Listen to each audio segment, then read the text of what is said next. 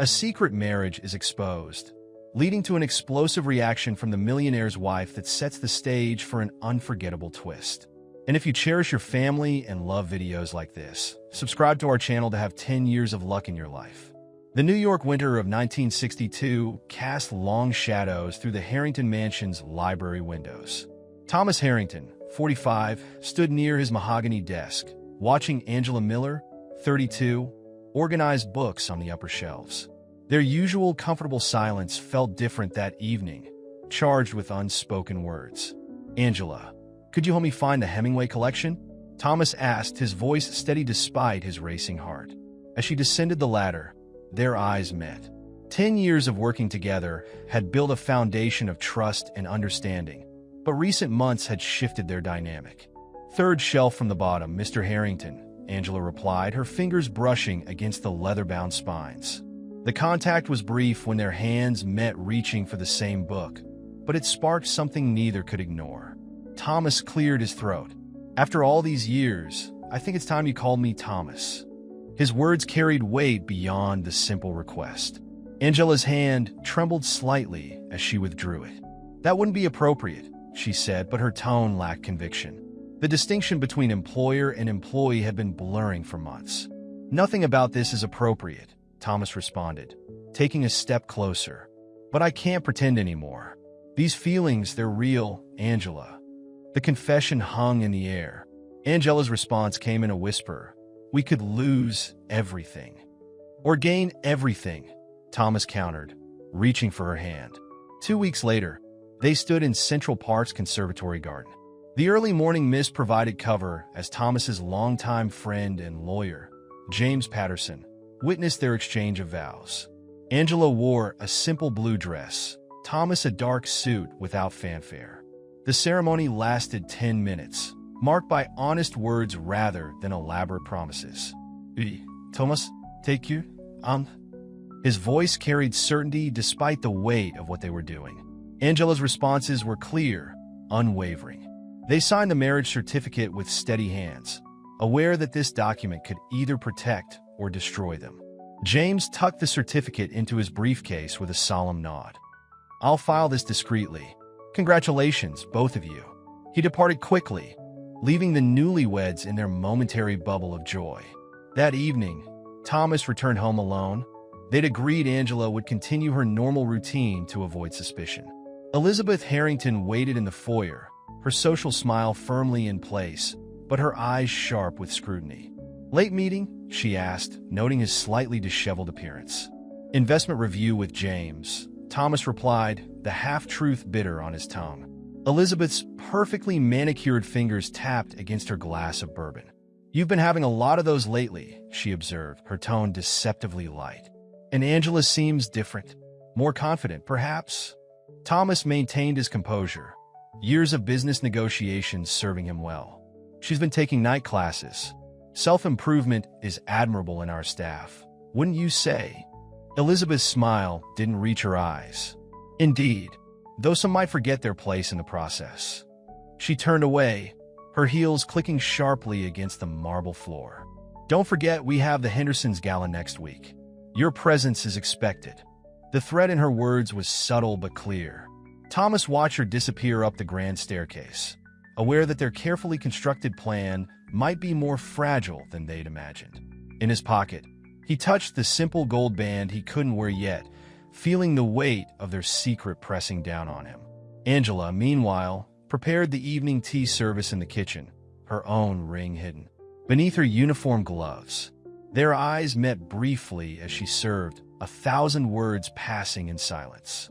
The game they'd chosen to play was dangerous, but in that moment, surrounded by the trappings of wealth and society's expectations, both felt that their love was worth any consequence that might come.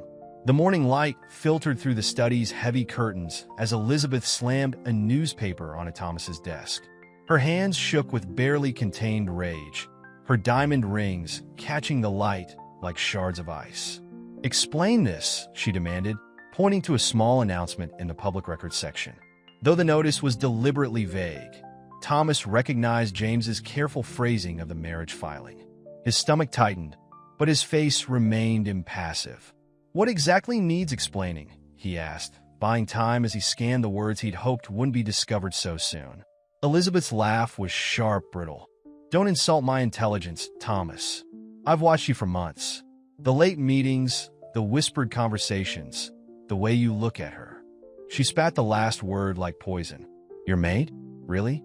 You've lost your mind. Angela is my wife now, Thomas stated firmly, standing to meet Elizabeth's gaze. This isn't a discussion about staff assignments. Elizabeth's hand struck the desk with enough force to rattle the crystal decanter. Wife, you're still married to me, or have you forgotten that minor detail? Do you understand what this will do to us? To your reputation? To our position in society? Our marriage ended years ago, Elizabeth. We both know that. But we had an arrangement, she hissed. You kept your discretion. I maintained our social standing. This is beyond acceptable. When the board hears about this. Are you threatening me? Thomas's voice dropped dangerously low. I'm promising you consequences, Elizabeth replied, her composure returning like a mask sliding into place. You have until the end of the week to end this farce, or I'll ensure everyone knows exactly what kind of man you are. From the hallway, Angela heard every word, her hands pressed against her mouth to keep silent. The silver tea service she'd been about to deliver sat forgotten on her cart as Elizabeth's threats echoed in her mind. Later that evening, in the small apartment Thomas had secretly purchased for them, Angela paced nervously. Maybe this was a mistake. I never meant to cause such chaos in your life. Thomas watched her from the modest sofa, his tie loosened, looking more relaxed despite the day's confrontation. Angela, stop. Come here. He held out his hand, waiting until she took it before pulling her close. Elizabeth was always going to react this way, he continued. She's built her life around appearances. But I built my life around empty promises and social obligations. With you, I finally understand what it means to be truly alive. Angela's fingers twisted in her simple cotton dress. But your company, your position, can be rebuilt, Thomas interrupted. Money can be earned again. But finding someone who sees past all that, who challenges me to be better, that's rare. He cupped her face in his hands. I'm not ashamed of loving you, Angela. I won't let Elizabeth or anyone else make me feel that I should be. Angela leaned into his touch, drawing strength from his conviction. The other servants are already whispering. Mrs. Patterson won't look me in the eye anymore. Let them whisper, Thomas replied. We knew this wouldn't be easy, but we'll face it together. He kissed her gently, then pulled back with a slight smile. Besides, I've already instructed James to begin divorce proceedings. Elizabeth's threats are just that, threats. Yet later that night, as Thomas slept beside her, Angela stared at the ceiling, Elizabeth's words playing on repeat in her mind. She understood now that their fight wouldn't just be against society's prejudices or legal obstacles. They were up against a woman who had everything to lose, and Angela knew from experience that desperation made people dangerous.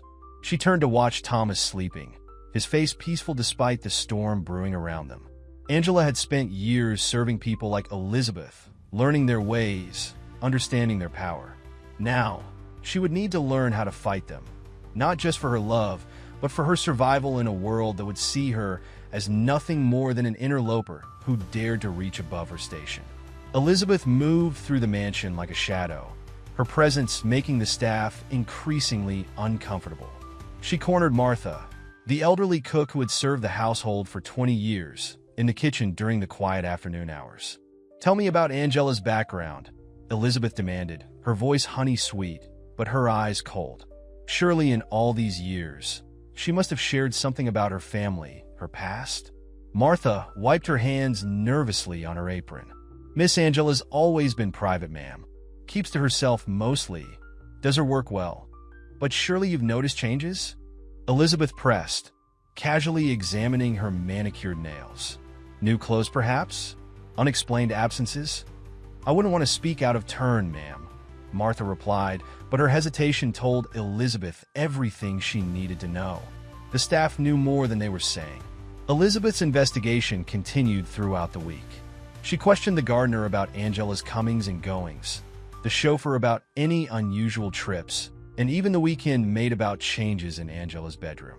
Each conversation added pieces to a puzzle she was determined to complete. Meanwhile, Angela found herself drawn to a different part of the city. During one of her afternoon breaks, she noticed a group of women entering a weathered building in Harlem. The sign read Women's Community Alliance for Progress. Curiosity pulled her toward the open door, where she heard passionate voices discussing voting rights and equal employment. Inside, she discovered a world she'd only glimpsed through newspaper headlines. Women of different backgrounds sat together, planning protests, writing letters to legislators, and supporting each other. A tall woman with graying hair noticed Angela hovering in the doorway. "First time here?" she asked, introducing herself as Dorothy Williams, the group's leader. "We always welcome new faces." Angela hesitated. "I was just passing by." "Nobody just passes by here," Dorothy said kindly. "They come because something in their heart tells them it's time for change." The conversation stayed with Angela long after she left, planting seeds of possibility in her mind. Thomas, however, faced his own battles in the upper echelons of New York society. During a private club lunch, his longtime associate William Henderson broached the subject delicately. "There are rumors, Tom," William said, swirling his brandy. "Uncomfortable rumors about your domestic situation." Thomas maintained his composure. "Are we discussing business, will, or gossip?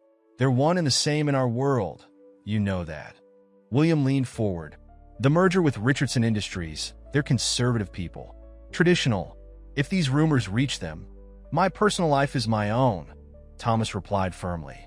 "Not in our circles," William countered. "Everything we do reflects on our businesses, our partnerships. Elizabeth has been reaching out to board members, sharing concerns about your judgment." Thomas felt the noose tightening. His marriage to Angela wasn't just challenging social norms. It was threatening the empire he'd built over decades. The thought of losing everything made him question his choices, if only for a moment. That evening, he watched Angela reading a book about civil rights in their apartment, her face animated with new purpose. She'd been different since visiting that community center, more aware of the world beyond their personal struggle. "We could leave," he offered suddenly. "Start fresh somewhere else." Angela looked up, understanding in her eyes. Running won't solve anything. These prejudices exist everywhere. She paused, choosing her words carefully. "Besides, maybe we're exactly where we need to be, fighting this fight." Thomas sat beside her, taking her hand. "The board meeting next week. They might try to force me out. Then we'll face that too," Angela replied with newfound strength. "But we won't hide." As they sat together in their modest sanctuary, both were unaware that Elizabeth's investigation was about to uncover something that would shake their foundation. In her relentless pursuit of ammunition against Angela, she'd stumbled upon a detail that could change everything. A connection to a past that Angela had carefully buried, one that even Thomas didn't know about. The clock on their wall ticked steadily forward, counting down to revelations that would test not just their love, but their very understanding of who they were and what they stood for in a world determined to tear them apart. Angela sat in the back row of the Women's Community Alliance meeting, absorbing every word. Dorothy Williams stood at the front, discussing their latest campaign for equal employment rights. The room hummed with determination and shared purpose. "Our latest petition has gathered over 500 signatures," Dorothy announced. "But we need more visibility, more voices willing to speak up." Her eyes found Angela's. Sometimes the most powerful stories come from those who've crossed society's invisible lines. After the meeting, Dorothy approached Angela. "You're Thomas Harrington's wife, aren't you?" At Angela's startled look, she smiled. "News travels, especially news that challenges the status quo. Your marriage, it represents everything we're fighting for." "I never meant to become a symbol," Angela admitted. "The best symbols are those who didn't seek the role," Dorothy replied. "They're authentic, real." She handed Angela a pamphlet about upcoming demonstrations. "Think about sharing your story. It might give others courage." Meanwhile, across town at the Metropolitan Club, Elizabeth orchestrated her first public move against Angela. The occasion was a charity luncheon attended by New York's most influential women. As ladies in expensive dresses sipped champagne, Elizabeth held court. It's not just about the impropriety, she said, her voice carrying just far enough. It's the deception. The poor man was clearly manipulated. She worked in our home for years, gaining his trust, waiting for her moment. Mrs. Henderson, the banker's wife, leaned in eagerly. Surely there must be something in her past? Oh, there's always something, Elizabeth smiled, dropping her voice conspiratorially. My sources suggest she's not as innocent as she appears. In fact, there might be radical connections. The whispers spread like wildfire, each retelling adding new embellishments. By evening, the story had evolved to include accusations of theft, suspicious associations, and questionable morals. That night, Thomas hosted a business dinner at Delmonico's. Angela accompanied him, dressed elegantly, but simply in a navy blue dress. The hostile atmosphere was immediate. Wives who had previously been cordial now turned their backs. Men who jovially slapped Thomas's back now offered only curt nods. During the first course, Mrs. Richardson, wife of Thomas's potential business partner, made her position clear. My husband mentioned your unusual domestic situation, Mr. Harrington. We find it quite concerning. Thomas's hand tightened on his fork. My marriage is not up for discussion, Mrs. Richardson. Everything is up for discussion when it affects business, Mr. Richardson interjected. Our shareholders have certain expectations about the company they keep. Angela sat straight-backed, maintaining her dignity despite the barbs. She'd learned from Dorothy about the power of composure in the face of prejudice. Still, each subtle slight, each whispered comment, each turn back felt like a physical blow. Perhaps I should powder my nose, she said quietly, needing a moment of respite. In the ladies' room, she overheard two women speaking. Elizabeth showed me the evidence herself, one whispered. Apparently, she's connected to those troublemakers who've been organizing protests. Can you imagine? Thomas Harrington married to a radical? Angela gripped the sink, staring at her reflection. Elizabeth had somehow discovered her recent involvement with the alliance. What had been meant as a source of strength was being twisted into a weapon against her. When she returned to the table, she found Thomas in a heated discussion with Mr. Richardson about the merger. Your personal choices reflect poor judgment, Richardson was saying. The board needs stability, traditional values. Traditional values? Thomas's voice rose slightly. Like treating people as property? Denying them basic dignity? Thomas, Angela touched his arm gently. Perhaps we should leave. The drive home was silent, heavy with unspoken concerns. Finally, Thomas spoke. I'm sorry. I should have prepared you better for their cruelty. No, Angela replied, her voice stronger than she felt. We needed to see it, really see it. This isn't just about us anymore, is it? It's about everything that needs to change. Thomas studied her profile in the passing streetlights. The woman beside him was different from the quiet maid he'd fallen in love with. She was emerging stronger, more determined, finding purpose beyond their relationship. Elizabeth's doing more than just spreading rumors, he warned. She's trying to paint you as a threat to everything they hold dear. Angela nodded, thinking of Dorothy's words about authentic symbols. Maybe it's time to be exactly what they fear. Someone willing to stand up and speak the truth. The car turned onto their street, but both knew they were heading towards something much bigger than themselves. Their love story was becoming entangled with a larger fight for justice, and neither could predict where it would lead them. Dorothy's voice rang out across the community center as Angela addressed her first public gathering. Segregation doesn't just exist in law, she declared, her hand steady on the podium. It lives in whispered conversations at social clubs, in denied job applications, in the invisible barriers we're told never to cross. The crowd, mostly working-class women and civil rights activists, listened intently. Angela shared her story, not just of her marriage to Thomas, but of her years working in houses where she was seen but never truly acknowledged. They call it tradition, she continued, gaining confidence. But tradition is just another word for fear. Fear of change, fear of losing power, fear of recognizing our common humanity. After the speech, Dorothy hugged her. You've found your voice, she said proudly. And more importantly, you're helping others find theirs. News of Angela's activism spread quickly through New York's elite circles. Thomas received concerned calls from board members, but instead of distancing himself, he made a bold decision.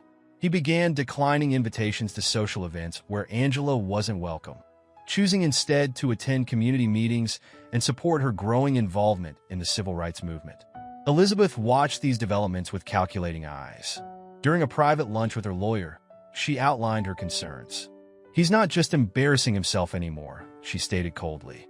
"He's actively supporting radical elements. The company's stock has already dropped 3 points. The divorce proceedings are complicated," her lawyer warned. Thomas has significant leverage, and now with Angela's growing public profile, Elizabeth cut him off. "I'm not interested in complications. I want results." She pulled out a folder. "I've had someone following them. Angel has been meeting with known activists, attending protests. Surely we can use this." Meanwhile, Thomas worked late in his office, reviewing financial reports. The company's conservative investors were pulling back, nervous about his association with civil rights causes. He'd lost 2 major contracts in the past month alone. A knock at his door revealed James Patterson. "The board's calling an emergency meeting," James announced grimly. "Elizabeth's been busy. She's convinced 3 major shareholders that your behavior is destabilizing the company." Thomas loosened his tie. "They can't force me out. I built this company." "No, but they can make things very difficult." James sat heavily. "There's more. Elizabeth's hired private investigators. They're looking into Angela's past, her family, everything." That evening, Thomas arrived at their apartment to find Angela surrounded by protest signs and leaflets. Her face glowed with purpose as she described her plans for an upcoming march. "I've never seen you like this," he observed, mixing them both drinks. "For the first time, I'm not just fighting for us," she explained. "Every day, I meet women who've been told they can't cross the line society's drawn. If we can show them it's possible." Thomas sat beside her, taking her hand. "Elizabeth's escalating things. She's hired investigators." Angela's grip tightened slightly. "Let her investigate. I'm not ashamed of who I am or where I came from. The board meeting tomorrow will go how it goes," Angela finished. "We knew there would be consequences. But running a company that supports inequality, is that really what you want anymore?" Thomas considered the changes of the past months. He'd seen Angela transform from a quiet, careful woman into a powerful voice for change. And in the process, he'd begun questioning everything he'd once taken for granted. "No," he admitted, "but the company employs thousands. I have a responsibility to them." "Then show them a better way," Angela suggested. "Show them a leader who stands for something more than profit." As they talked into the night, neither noticed the car parked across the street, its occupant carefully photographing everyone entering and leaving the building. Elizabeth's plan was moving forward, piece by piece. In her mansion, she reviewed the latest reports from her investigators. A cruel smile played across her lips as she read about a discovery from Angela's past. A detail so explosive it could destroy not just Angela's credibility, but the entire foundation of her new life. "Oh, Angela," Elizabeth murmured, pouring herself a celebratory drink. "You should have stayed in your place. Now you'll learn what happens when you try to rise above your station." The city slept uneasily that night, as if sensing the approaching storm. In their apartment, Thomas and Angela held each other, drawing strength for the battles ahead. But some battles, they would soon learn, can't be won with strength alone. Sometimes the past reaches out with unforgiving hands, demanding its due. The manila envelope landed on Angela's desk at the community center with a dull thud. No return address, just her name in typed letters. Inside, she found photographs, old, faded, but unmistakable. They showed her father, Marcus Miller, at a Communist Party meeting in 1947, his face earnest as he raised his fist in solidarity. Her hands trembled. The Red Scare might have peaked in the 50s, but its shadows still loomed large. Along with the photos came newspaper clippings about her father's arrest during a labor protest and documents suggesting he'd fled to Mexico, abandoning his family to avoid imprisonment. "You never talk about your father," Dorothy said quietly, having noticed Angela's distress. "Because he died when I was young," Angela replied automatically. the story she'd told for years. But Dorothy's knowing look made her add, "At least, that's what I let people believe." The truth was messy. Her father had, and died. He disappeared after the FBI started investigating labor organizers in their neighborhood. Angela's mother had changed their name, moved them across the country, and built a new life from scratch. The shame and fear of those years had shaped Angela's careful, quiet existence until now. Across town, Thomas faced his own crisis. A board member had forwarded him the same information about Marcus Miller, along with a formal letter expressing concerns about communist infiltration in the company. "They're calling for your immediate resignation," James advised, pacing Thomas's office. Elizabeth's played this perfectly. In this political climate, any hint of communist connections. Thomas stared at the photos. "Did you know about this?" "No, James, honestly." "But Thomas, this isn't just about Angela's father anymore. The FBI still maintains files on suspected communists and their families. If this goes public, every contract, every government connection your company has could be destroyed," Thomas finished. His mind raced through the implications. Thousands of jobs at stake, decades of work undone. And Angela, would she be investigated? Blacklisted? He found her in their apartment that evening, surrounded by the scattered contents of the envelope. Her face was drawn, but composed. "Elizabeth sent copies to everyone," she said without preamble. "The board, the Women's Alliance, even the local newspapers." Thomas sat heavily beside her. "Why didn't you tell me?" "Because I've spent my whole life trying to forget," Angela replied. "After Dad left, Mom made us promise never to speak of him. She was right. Look what happened to families who were labeled communist sympathizers. No jobs, no homes, children taken away. We need to get ahead of this," Thomas said, slipping into business mode. "Release a statement distancing yourself." "From my own father," Angela interrupted sharply. "He fought for workers' rights, for fair wages, for dignity. Yes, he attended some Communist Party meetings.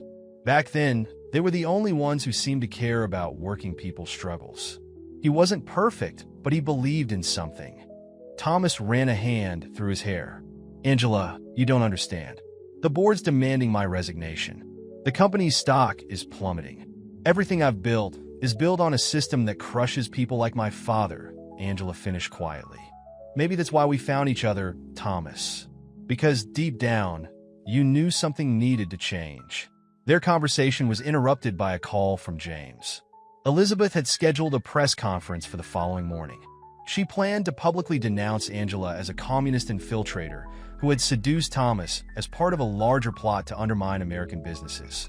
"She's painting you as a victim," James explained to Thomas. "A respected businessman manipulated by a radical's daughter. If you act now, publicly repudiate Angela, maybe we can salvage something." Thomas looked at Angela, still holding her father's photograph. The woman he loved had been shaped by struggle, by the fight for justice that had cost her family everything. Now he had to choose his empire or his conscience. "Get me in that press conference," he told James, "but not to repudiate anyone. It's time people heard the truth about what we really stand for." As he hung up, Angela touched his arm. "You don't have to do this. We could leave, start over somewhere else." "No," Thomas said firmly. "Your father had the courage to stand up for what he believed in. It's time I did the same." Outside their window, reporters had already begun gathering, drawn by rumors of the scandal. Tomorrow would bring either destruction or redemption. But for the first time, both Thomas and Angela felt truly aligned in their purpose. The past wasn't just haunting them. It was pushing them toward a moment of truth that would define not just their future, but perhaps the future of others who dare to challenge the system. The protest march drew hundreds to Central Park, with Angela standing among the leaders. Signs demanding equal rights and fair treatment rose above the crowd. Police officers watched nervously as the diverse group moved through the streets, their numbers growing with each block.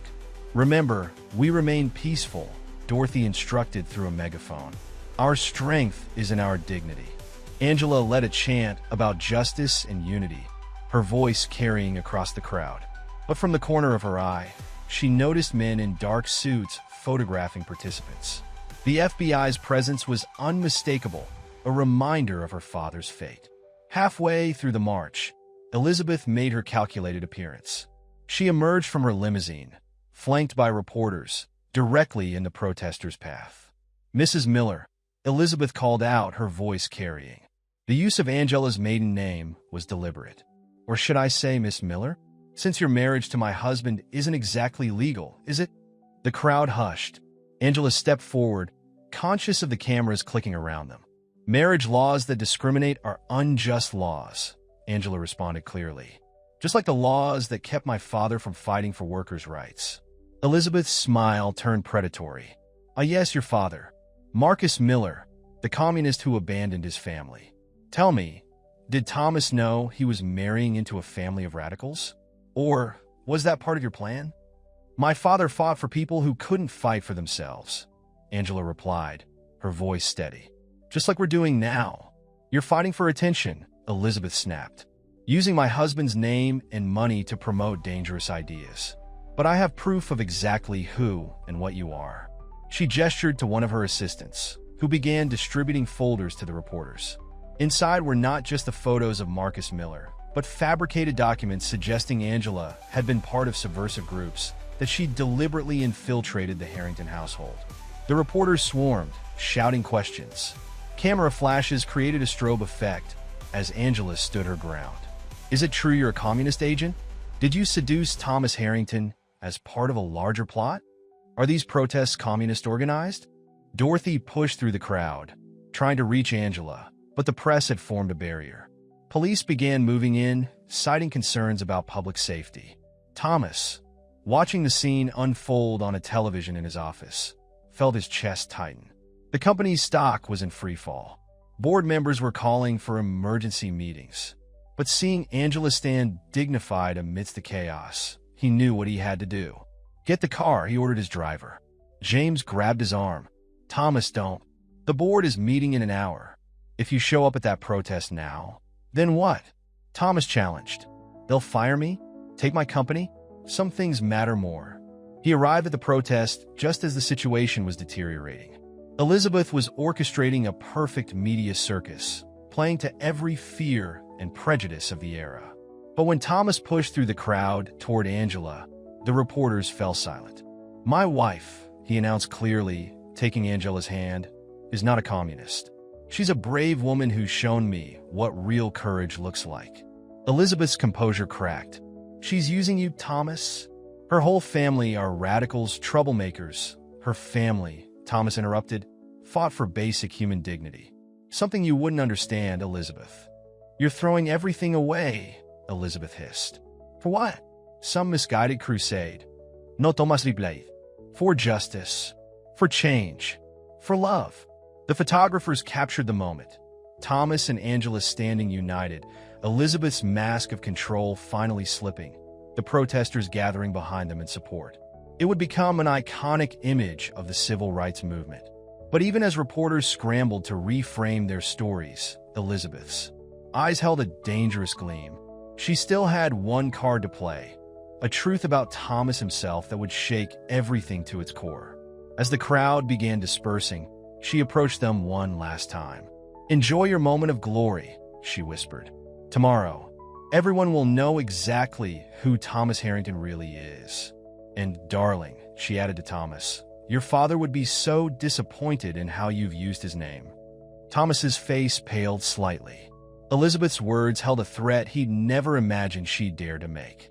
Angela felt his hand tighten in hers, sensing that beneath their public victory lurked an even greater challenge.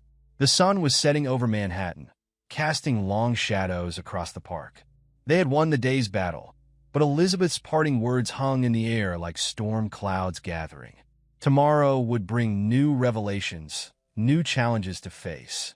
But for now, they stood together, surrounded by allies, finally fighting in the open for what they believed in. Thomas spent the evening organizing an unprecedented event, a charity gala supporting civil rights initiatives, hosted at the Harrington Mansion itself. It was a deliberate statement, opening those exclusive doors to activists, community leaders, and people Elizabeth would have never allowed past the gates. "The invitations are sent," he told Angela, reviewing the guest list. Leaders from every major civil rights organization, union representatives, journalists, and your board members? Angela asked, noting the mix of names. They'll have to choose, attend and show support, or be conspicuously absent when the papers cover it. Thomas smiled grimly.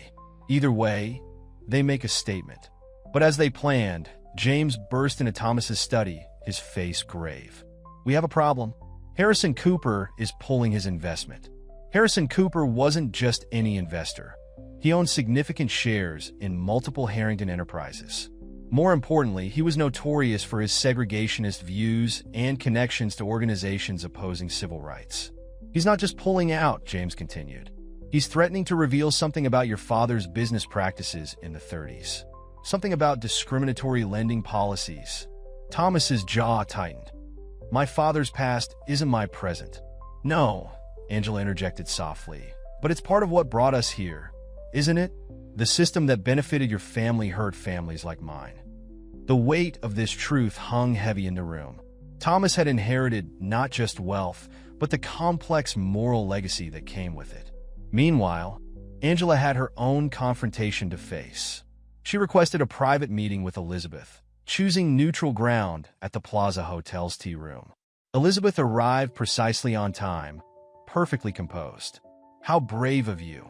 Meeting me alone. We need to end this, Angela stated directly.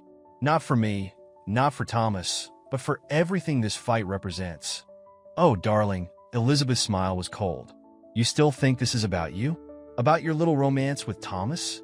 This is about power, order, the natural way of things. There's nothing natural about oppression, says the maid who seduced her employer. Elizabeth stirred her tea delicately. Tell me, does Thomas know about your visit to Mexico last year? The one where you met with your supposedly dead father. Angela's cup rattled slightly against its saucer. How did you? I have resources, dear. Lots of them. Elizabeth leaned forward. Just like I know about Thomas's father and his complicated business decisions. The question is, do you know? Has he told you how his family really built their fortune? Before Angela could respond, Elizabeth produced a thick folder. Consider this a wedding gift. Some light reading about the Harrington family history. You might find it illuminating. Angela left the meeting shaken, the folder heavy in her hands. She spent hours reading through documents detailing decades of discriminatory practices, questionable deals, and systematic oppression, all contributing to the Harrington fortune. When Thomas returned home that evening, he found Angela surrounded by the papers. Were you ever going to tell me, she asked quietly, about my father's practices? I've spent years trying to change how we do business. No, Angela interrupted. About your real father, the one Elizabeth threatened to expose. Thomas sank into a chair, the facade finally cracking. How did she find out? The same way she found out about my father in Mexico. Angela moved to sit beside him. Thomas, no more secrets. If we're going to fight this battle, we need the whole truth. He nodded slowly, looking older in the fading light. My father, my real father, wasn't Richard Harrington. He was Marcus Williams, one of the first black men to practice law in New York. He and my mother, they had an affair. When she got pregnant, Richard Harrington, her husband, covered it up, gave me his name, raised me as his own. Nobody ever knew.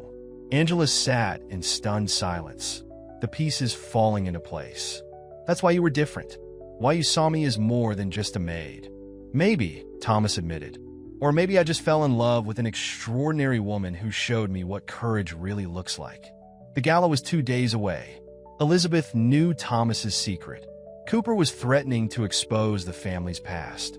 And somewhere in Mexico, Angela's father was still fighting for justice, unaware that his daughter was now at the center of a battle he'd helped start decades ago. The mansion's preparations continued, flowers arriving, caterers planning menus. But beneath the surface, both Thomas and Angela knew they were preparing for more than just a party. They were setting the stage for a confrontation that would either destroy them or become a catalyst for the change they both sought. The night of the gala arrived, transforming the Harrington mansion into a symbolic battleground. Crystal chandeliers illuminated an unprecedented mix of guests. civil rights leaders mingling with business executives, community activists alongside society figures, all watching each other warily. Dorothy Williams arrived early, accompanied by other Women's Alliance members. "The press is outside in force," she warned Angela. Elizabeth's been giving interviews all afternoon. Angela, dressed in a simple but elegant blue gown, nodded. "Let her talk. Tonight isn't about her anymore." The event began smoothly enough. Thomas delivered a powerful opening speech about change and responsibility, announcing the creation of a new foundation dedicated to civil rights causes and equal opportunity employment programs. The initial donation, half of his personal fortune. "The time for sitting quietly in our privilege is over," he declared to the mixed reactions of the crowd. "We must acknowledge our past to change our future." But halfway through the evening, Elizabeth made her calculated entrance. She wore black, like a widow in mourning, and moved through the crowd spreading poison with every word. "Such a lovely sentiment. Thomas trying to buy absolution," she remarked loudly to a group of board members. "Almost makes you forget about the Harrington family's real history. Or should I say, the Williams family history?" The whispers spread quickly. Elizabeth had positioned herself perfectly, dropping hints about Thomas's true parentage while simultaneously highlighting the company's discriminatory past. She was trying to destroy his credibility with both sides, painting him as a hypocrite to the activists and as an illegitimate heir to the business elite. Thomas watched her work the room, his jaw tight. "She's turned this into a circus," he muttered to Angela. "Then let's give them a real show," Angela replied, squeezing his hand. She approached the small stage where the band was playing, asking them to stop. The room fell silent as she took the microphone. "Many of you came here tonight expecting scandal," she began. "You won't be disappointed. Yes, there are secrets in the Harrington family. Yes, there are skeletons in their closets, just as there are in every powerful family in this city." The crowd shifted uncomfortably as Angela continued. "But tonight isn't about the past. It's about choosing what side of history we want to be on moving forward. My own father had to flee this country for fighting for workers' rights. Thomas's father." She paused, looking at him for permission. He nodded slightly. Thomas's biological father was Marcus Williams, a brilliant black lawyer who fought against the very system that the Harrington fortune was built on. Life is full of such ironies. The son of a civil rights pioneer, raised in the heart of privilege, now standing here trying to bridge two worlds. The room erupted in murmurs. Elizabeth stepped forward, triumph in her eyes. Finally, the truth comes out. The great Thomas Harrington, nothing but a man choosing to use his position for change, Angela cut in. Someone willing to acknowledge the past while fighting for a better future. The crowd's reaction was mixed, shock, disapproval, and from some, particularly the activists and younger guests, growing appreciation. Thomas joined Angela on stage, standing proud despite the revelations. "My father, Marcus Williams, fought for justice through the law," he announced. "Richard Harrington, who raised me, built an empire through practices we must now change. I am the product of both worlds, and I refuse to choose between them." The support from the civil rights leaders was immediate and vocal. Even some of the business executives, seeing the shifting tide of public opinion, began to nod thoughtfully. But Elizabeth wasn't finished. She pushed toward the stage, her composure finally cracking. "You think this changes anything? You're all still living in my world, playing by my rules." "No, Elizabeth," Thomas replied calmly. "Your world is ending. The rules are changing. The question is, will you change with them?" The room fell silent, waiting for her response. Elizabeth looked around, suddenly aware that her carefully maintained power was slipping away. But as she opened her mouth to speak, a new figure appeared at the mansion's entrance. An elderly man, lean and weathered, with Angela's eyes. Marcus Miller had returned from Mexico, drawn back by news of his daughter's fight. The past wasn't just being revealed tonight. It was walking through the door, ready to shape the future. Elizabeth's face went pale. The final act was about to begin, and for once, she hadn't scripted it. Marcus Miller's entrance silenced the room. He walked slowly through the parting crowd, decades of exile evident in his measured steps, but not in his proud bearing. Angela's hands trembled as she watched her father approach. "I read about you in the papers, daughter," he said softly, reaching the stage. "You're fighting the same battle I fought, but you're doing it better. You're doing it in the open." Elizabeth, recovering from her shock, seized what she thought was another opportunity. Marcus Miller, the communist agitator, returns to corrupt another generation. "No, Elizabeth," Thomas interrupted, his voice carrying a new authority. "Let me tell you who Marcus Miller really is." He pulled a folded document from his jacket. "In 1947, he worked with my biological father, Marcus Williams, documenting discriminatory lending practices. Practices that helped build the Harrington fortune." The room stilled as Thomas continued. "My father, Marcus Williams, was preparing a landmark lawsuit. But before he could file it, he died in what was ruled an accident. The evidence disappeared. Except," he held up the document, "for the copies Mr. Miller protected all these years in Mexico." Elizabeth's composure cracked completely. "You're lying. Richard Harrington would never—" "Richard knew," Thomas said quietly. "He knew about my real father, about the lawsuit, about everything. That's why he raised me as his own. Not just to cover up the affair, but because he wanted a chance to make it right.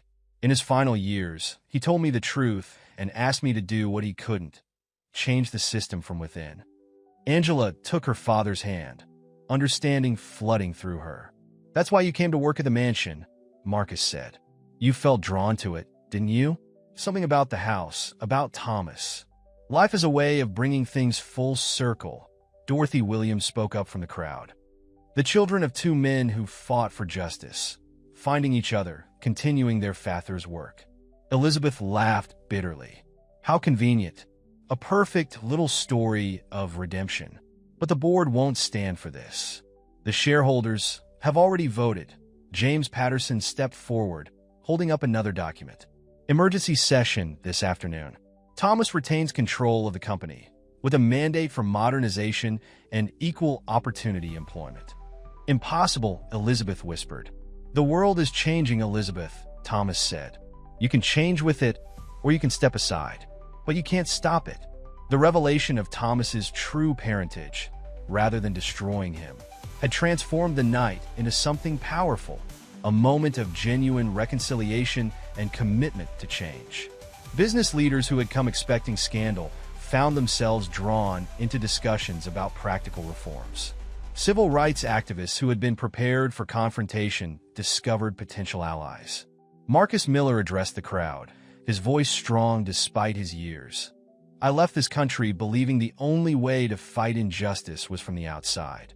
My daughter and Thomas are showing us another way, changing the system from within, bringing people together instead of driving them apart."